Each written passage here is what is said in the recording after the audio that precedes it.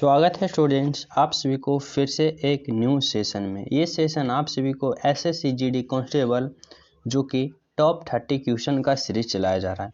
ये सीरीज आप सभी को एसएससी जीडी की तैयारी कराता है। आप सभी के लिए सभी प्रश्न मोस्ट इम्पोर्टेंट एंड सिलेक्टेड प्रश्न है। प्रीवियस ईयर प्रश्न भी लिया गया जिससे आप सभी को एग्जाम में ज़्यादा हेल्पफुल साबित होगा।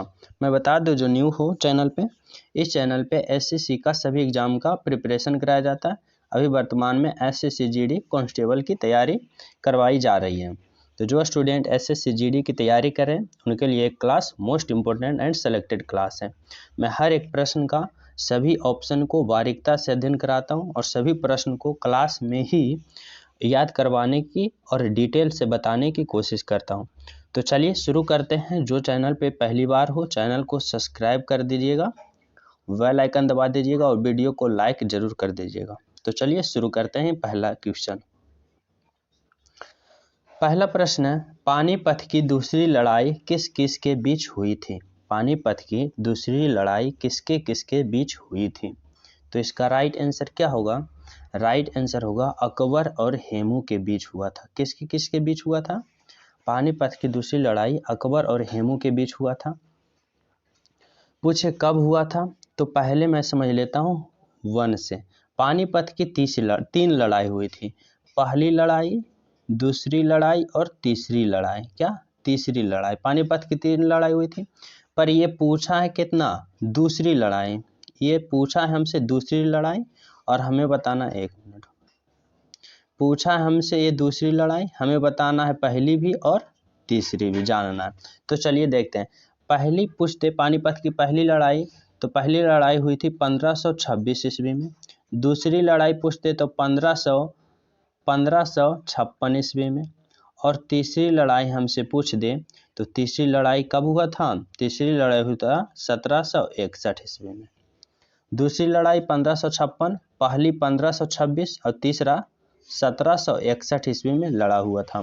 पानीपत की दूसरी लड़ाई किसके किसके बीच हुआ था? तो अकबर और हेमू के बीच हुआ था। समझ गए? तो चलिए अगला प्रश्न पर। अगला प्रश्न है, 1965 में किस किस के बीच युद्ध हुआ था? 1965 में किसके किसके बीच युद्ध हुआ था? तो चलिए जानते हैं। तो इसका राइट आंसर होगा ऑप्शन नंबर ए, भारत एवं पाकिस्तान के बीच 1965 में युद्ध हुआ था। अब तक बात करें तो आज़ादी से लेकर अब तक भारत और पाकिस्तान के बीच 4 युद्ध लड़ा गया है। 4 युद्ध हुआ। कौन कौन हुआ सभी जान लेते हैं। पहला युद्ध 1948 ईस्वी में लड़ा गया था। दूसरा युद्ध की बात करें तो दूसरा युद्ध 1965 ईस्वी में लड़ा गया था। तीसरा युद्ध की बात करें तो 1971 में लड़ा गया था। और चौथी युद्ध की बात करें तो 1999 में, जिसे हम कारगिल युद्ध कहते हैं, वो लड़ा गया था। तो भारत एवं पाकिस्तान के बीच अब तक 4 युद्ध लड़ा गया था। समझ गए? तो इस प्रश्न का राइट आंसर क्या होगा? 1965 में किन किन देश के बीच युद्ध हुआ था? भारत एवं पाकिस्तान के बीच हुआ था। अगला प्रश्न है, यहाँ से एक भी प्रश्न बन सकता है कि भारत और चीन के बीच कब युद्ध हुआ था? तो 1962 के युद्ध हुआ था भारत एवं चीन के बीच। अगला प्रश्न है, एक सींग वाला गेंडा के लिए प्रसिद्ध है। एक सींग वाला गेंडा किसके लिए प्रसिद्ध है? एक सींग वाले गेंडा के लिए प्रसिद्ध उद्यान कौन सा है? मतलब एक सींग वाले गेंडा किस उद्यान में पाए जाते हैं? काजीरंगा राष्ट्रीय उद्यान, नंदा देवी नेशनल पार्क, मानस नेशनल पार्क या फिर जिम कॉर्बेट नेशनल पार्क। तो एक सींग वाले गेंडा के लिए प्रसिद्ध उद्यान कौन सा है? राइट आंसर होगा काजीरंगा राष्ट्रीय उद्यान। काजीरंगा राष्ट्रीय उद्यान जो कि एक सींग वाले गेंडा के लिए प्रसिद्ध है।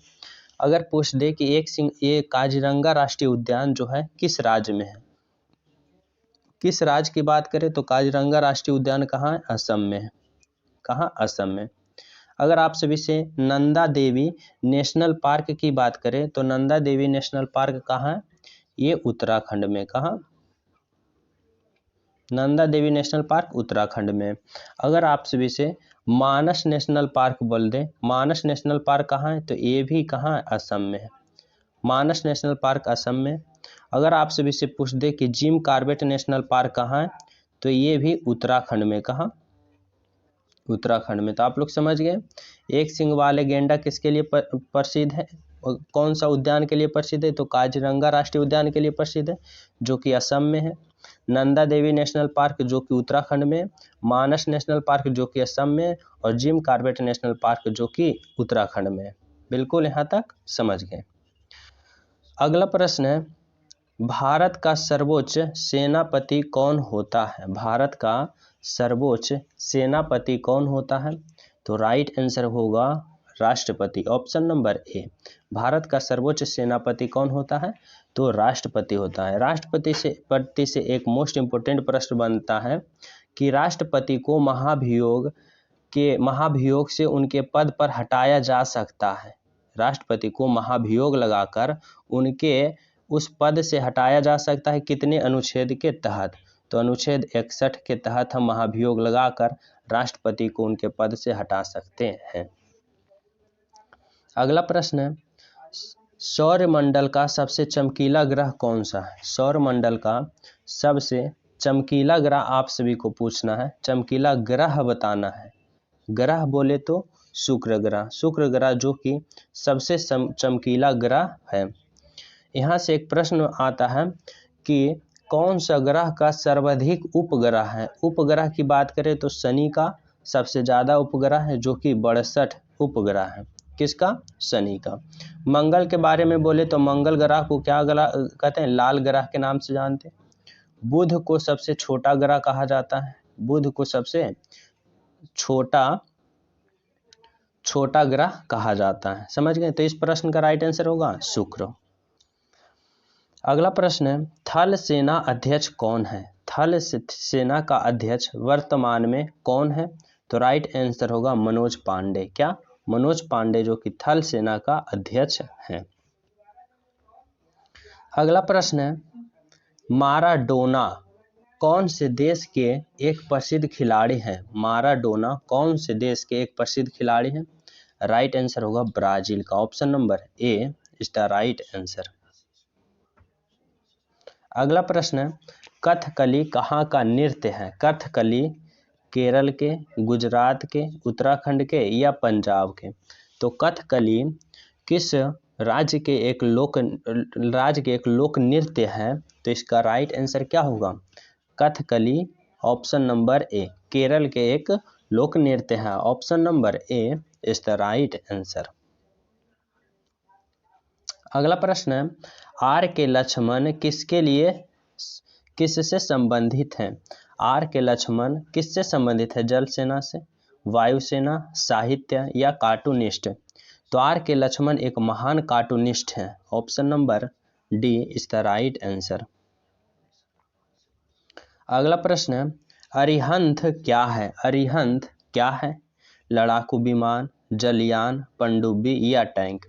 तो अरिहंत एक भारतीय पनडुब्बी है। क्या? अरिहंत एक भारतीय पनडुब्बी है जो कि परमाणु शक्ति वाला बैलिस्टिक मिसाइल संपूर्ण पनडुब्बी है। क्या? बैलिस्टिक मिसाइल संपूर्ण पनडुब्बी है जो कि परमाणु बैलिस्टिक मिसाइल ले जा सकता है ये पनडुब्बी। कौन सा? अरिहंत।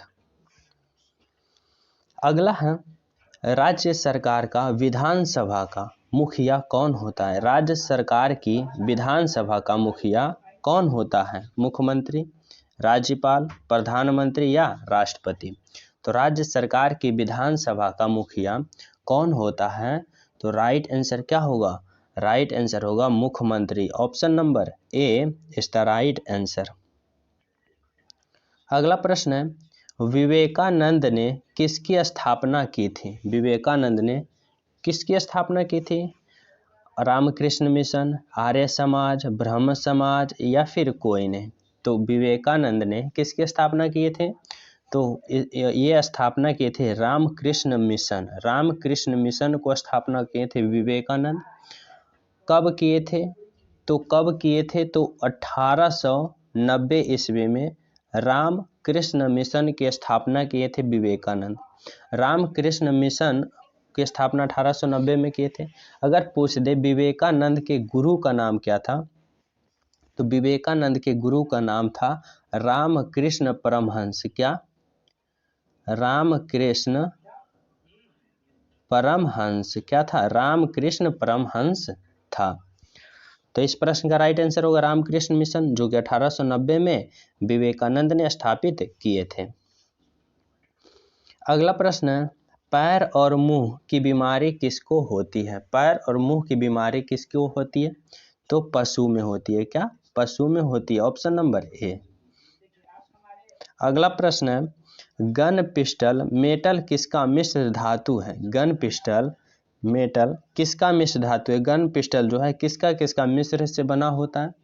तो राइट आंसर होगा तांबा, टीन एवं जस्ता, तीन धातु का मिश्रण से गन पिस्टल बना होता है। तांबा, टीन एवं जस्ता। Option number A. अगला प्रश्न है, निम्नलिखित में कौन रासायनिक ऊर्जा को विद्युत ऊर्जा में बदलता है? निम्नलिखित में से कौन रासायनिक ऊर्जा को विद्युत ऊर्जा में बदलता है? तो रासायनिक ऊर्जा से विद्युत ऊर्जा में बदलता है बोले तो बी, सौर, जिसे हम सेल, जिसे हम बैटरी कहते हैं। तो क्या करता है बैटरी? जो कि रासायनिक ऊर्जा को विद्युत ऊर्जा में ट्रांसफर करता है। तो राइट आंसर क्या होगा ऑप्शन नंबर इसका? बी, सौर, जिसे हम सेल कहते हैं। अगला है, सामान्यतः पानी शुद्ध करने की एक विधि। सामान्यतः पानी शुद्ध करने की एक विधि क्या है? क्लोरीनेशन, छनाई, ब्रोमिनाइजेशन या कोई नहीं। तो सामान्यतः पानी शुद्ध करने की एक विधि कौन सी है? तो राइट आंसर होगा क्लोरीनेशन। ऑप्शन नंबर ए इस विधि के माध्यम से पानी को शुद्ध कर सकते हैं, एकमात्र विधि है। Option number A.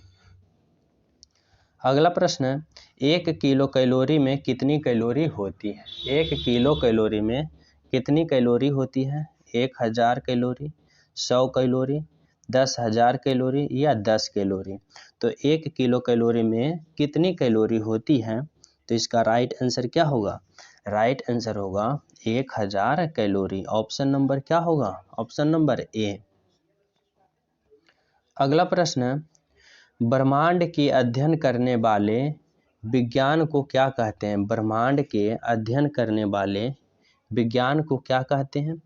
तो राइट आंसर क्या होगा? राइट आंसर होगा खगोल। ब्रह्मांड का अध्ययन करने वाले विज्ञान को हम खगोल कहते हैं। Option number C is the right answer. अगला प्रश्न है, मानव का कौन सा भाग सूचना भंडारण करता है? मानव का कौन सा भाग सूचना भंडारण करता है? सेरेब्रम, रियल ब्रेन, तंत्रिका प्रणाली या इनमें से कोई नहीं। तो मानव का कौन सा भाग सूचना भंडारण करता है? तो इसका राइट आंसर क्या होगा? राइट आंसर होगा क्या? ऑप्शन नंबर सेरेब्रम, जिसे हम क्या कहते हैं? सेरेब्रम कहते हैं, जो कि मानव का सूचना भंडारण का काम करता है। Option number A. अगला प्रश्न है, गतिज ऊर्जा और संभावित ऊर्जा दो बुनियादी प्रकार है किसका? गतिज ऊर्जा और संभावित ऊर्जा दो बुनियादी प्रकार है किसका? तो राइट आंसर क्या होगा? राइट आंसर होगा यांत्रिक ऊर्जा का। यांत्रिक ऊर्जा का ऑप्शन नंबर है डी। तो राइट आंसर क्या होगा? यांत्रिक ऊर्जा का। अगला प्रश्न है, पृथ्वी किसके कारण दिन रात होता है? यहाँ पे पृथ्वी किसके कारण होगा? किसके कारण दिन रात होता है? घूर्णन के कारण, चुंबकीय खिंचाव के कारण, सूर्य की समीपता के कारण या गुरुत्वाकर्षण खिंचाव के कारण। तो पृथ्वी पर किसके कारण दिन रात होता है? तो राइट आंसर क्या होगा? घूर्णन के कारण। क्या? घूर्णन के कारण पृथ्वी पर दिन रात होता है। अगला प्रश्न है, हृदय में रक्त के पंपिंग की खोज किसने की थी? हृदय में रक्त की पंपिंग का खोज किसने की थी? विलियम हार्वे, मोंगरेन या मोजले या इनमें से कोई नहीं। तो हृदय में रक्त के पंपिंग का खोज किसने किए थे? तो राइट आंसर इसका क्या होगा? William Harvey. Option number A, William Harvey ने हृदय में रक्त के पंपिंग का खोज किया था।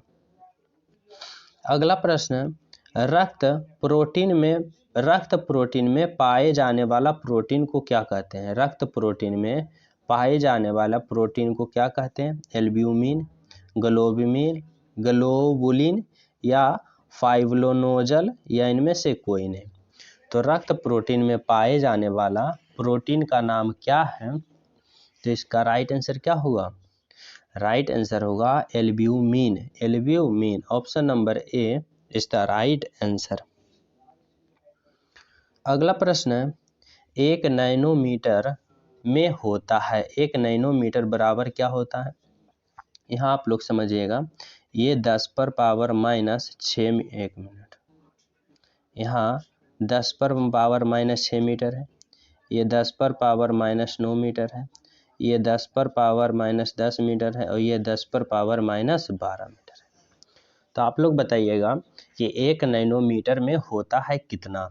तो राइट आंसर होगा 10 पर पावर माइनस 10 मीटर। क्या ऑप्शन नंबर कौन होगा? ऑप्शन नंबर ये बी है।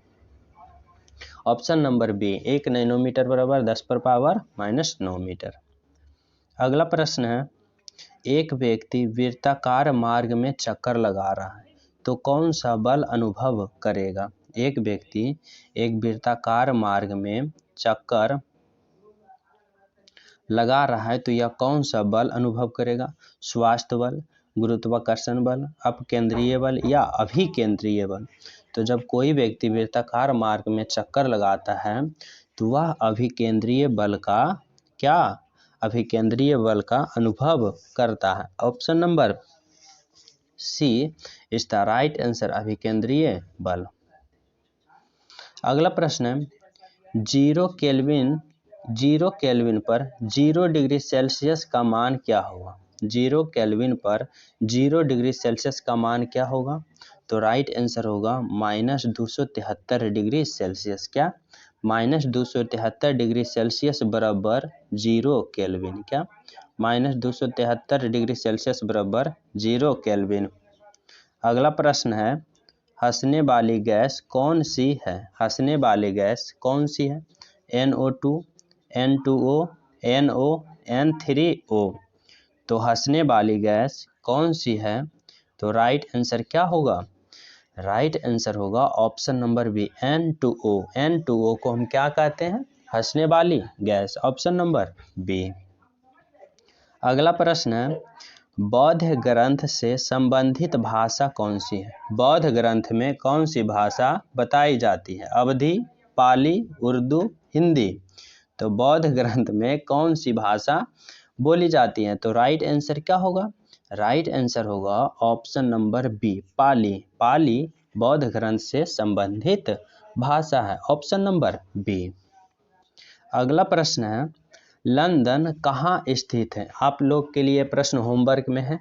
लंदन किस देश का एक स्थान है? आप सभी को बताना, इंग्लैंड के, फ्रांस के, जर्मनी की या रूस के? तो इसका राइट आंसर आप लोग कमेंट में बताना, मैं हर एक स्टूडेंट का रिप्लाई दूंगा। तो इस सीरीज से जो स्टूडेंट न्यू हो, पहली बार हो इस सीरीज से, तो चैनल सब्सक्राइब करके इस सीरीज से ज्वाइन हो जाएं। बिल्कुल वीडियो को भी लाइक जरूर कर दें और बेल आइकन भी दबा दें ताकि इस सीरीज का जब भी कंटेंट आप सभी के पास पहुंचे, आप सभी के पास जल्द से जल्द पहुंच सके और आप सभी का एग्जाम की तैयारी और हाई लेवल, अपर लेवल तक पहुंच जाए, ताकि आप लोग इस सेशन का जो कि जितने भी क्वेश्चन आए आप सभी 20/20 आप लोग हर एक प्रश्न, हर एक विद्यार्थी कर सको। तो इस सीरीज से ज्वाइन हो जाना, दोस्तों के पास शेयर करना, वीडियो लाइक करना। मिलते हैं जल्द ही इस सीरीज का न्यू वीडियो में। जब तक सभी को जय हिंद।